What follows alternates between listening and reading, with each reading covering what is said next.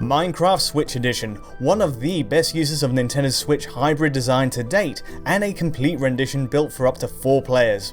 But at launch, I was left with one big criticism. The game only ran at a 1280 by 720 resolution. That's 720p on Switch, rendering the same number of pixels whether played in docked mode or as a portable. It felt like a waste of the machine's power, where GPU resource usually goes the extra mile once connected to the dock to push higher detail. True to developer 4J Studios' word though, Minecraft now has a 1080p upgrade on the latest patch 1.06.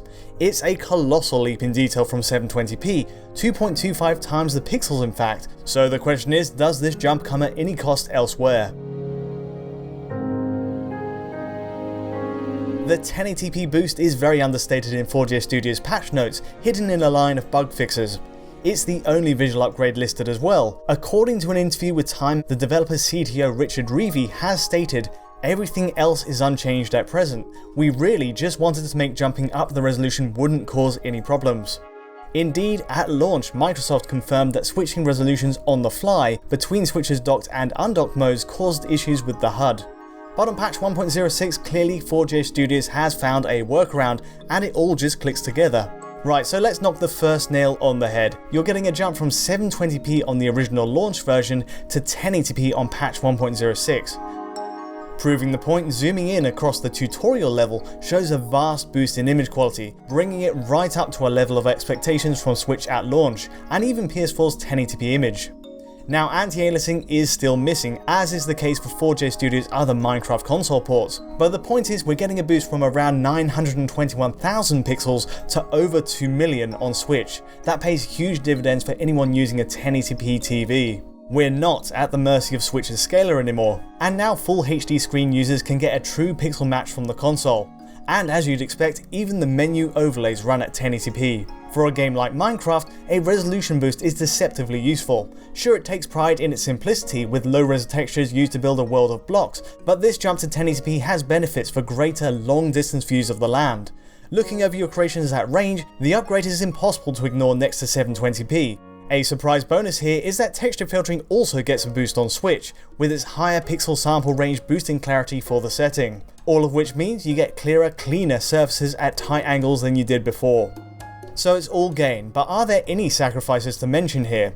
Well, I can confirm the game's render distance is still stuck to the same settings as before, at between 11 and 12 chunks while docked, and world size stays at the medium 3072 by 3072 block setting.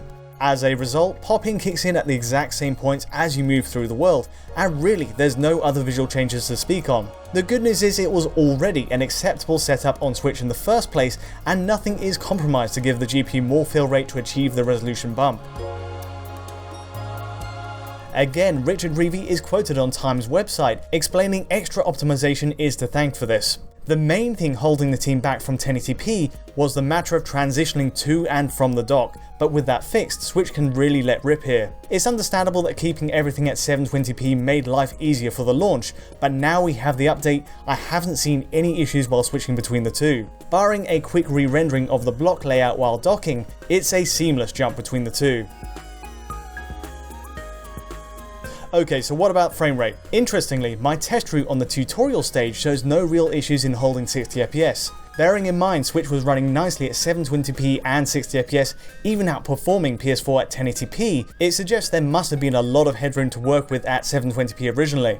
That untapped fill rate is now finally being put to use effectively, and impressively, you still get a mostly 60fps line in solo play at 1080p.